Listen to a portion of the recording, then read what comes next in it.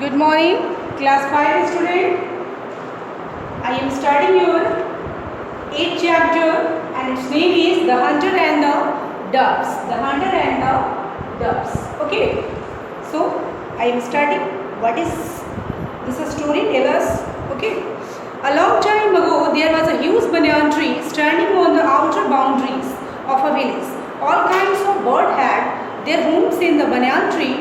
Even the traveler would come and relax its cool shade during the hot summer day. Once a fowler came to take a rest there. He also had a huge net with him. Okay, he set his net under the tree and spread some grains of rice to attract the birds. A crow living in the tree saw it and warned his friend, "Don't go down to eat the rice." But at the same moment, a flock of doves came flying over the banyan tree. They saw grains of rice spread around and without losing a moment, they come down on the ground to eat the grains of rice. As soon as they started eating the rice, a huge net filled over them and they were all trapped.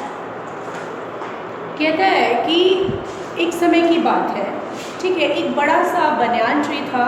कहाँ था वो banyan tree? एक गांव के corner पे था, मतलब एक गांव की बाउंड्रीज के कॉर्नर पे था और वो बहुत बड़ा था। तो सारे पक्षी वहाँ पे क्या करते थे? वहाँ पे आके बैठते थे उसकी छाया में, कि रिलैक्स करते थे। कुछ ट्रैवलर्स यानी कि मतलब जो लोग आते जाते थे इधर उधर, वो भी उस ट्री की शेड में बैठते थे, आराम करते थे।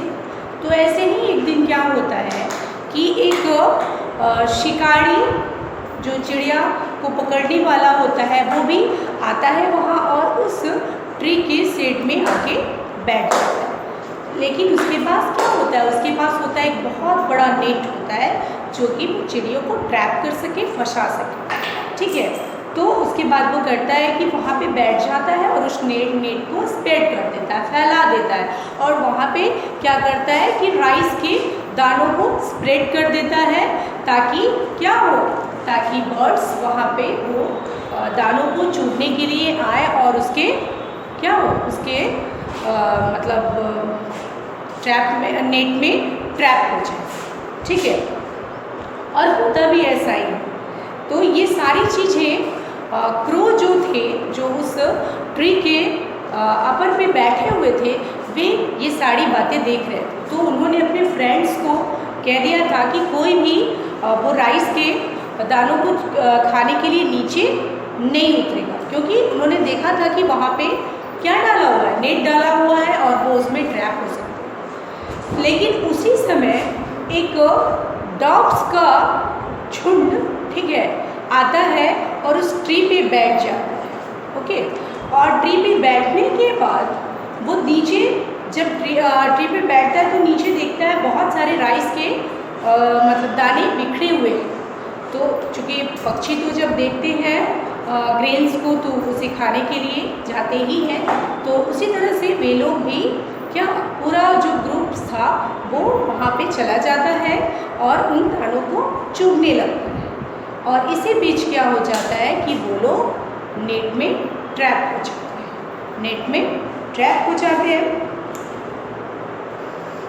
They tried everything to come out the net but all in vain. They saw the fowler coming toward them. उसके बाद जब वो मतलब दानों को चुग लेते हैं तो वो उड़ना चाहते हैं, ठीक है, लेकिन वो उड़ नहीं पाते क्योंकि वो तो ऑलरेडी जाल में फंस चुके होते हैं।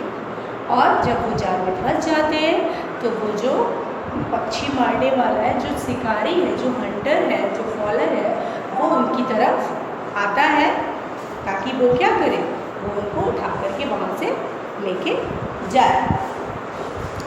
He was very happy to find large numbers of dogs trapped inside the net. और वो काफ़ी खुश होता है कि जिस काम के लिए मैंने ये किया था वो तो मेरा हो गया, है ना। कि मैंने तो पक्षियों को ट्रैप करने के लिए ये नेट का स्प्रेड किया था और क्या हुआ, बर्ड्स ट्रैप हो गए। However, the king of dogs was very intelligent and clever. He said to other, लेकिन कहते हैं कि वो जो डॉग्स का मतलब ग्रुप्स था, उसका जो किंग था वो काफ़ी इंटेलिजेंट और क्लेवर था, ठीक है। वो कहता है क्या, we must do something immediately to free our self from the clutch of fowler. I have an idea, we should all fly up together clutching the net in our beak. We will decide our next course of action let. कहता है कि हमें जल्द से जल्द कुछ करना होगा, ठीक है, क्योंकि इस पकड़ से छूटने के लिए हमें कुछ ना कुछ जरूर करना होगा, वो भी जल्दी, नहीं तो क्या हो जाएगा, हम उसके जाल में तो फंसे हुए हैं ही, हम उसके हैंडल में चले जाएंगे, फिर हमें कोई बचा नहीं पाएगा। और मेरे दिमाग में एक आइडिया आया है, तो सबसे पहले हम क्या करें कि इस जाल को, ठीक है, ये जो नेट है उसको अपने बीक से पकड़ के ऊपर की तरफ मतलब उड़ने की कोशिश करें, ठीक है। उसके बाद क्या करना है ये हम बाद में सोचेंगे। So each dog picked up a part of the huge net in his beak and they all flew up together. Seeing the birds fly along with the whole net, the faller was surprised. He could never imagine this. He ran after the flying birds, shooting madly, but could not catch them. Soon the birds flew out of his sight. कहते हैं उसके बाद सारे जो doves थे उन्होंने beak में वो नेट खींचा और उड़ने की कोशिश की और सही में वे लोग उड़ गए, ठीक है।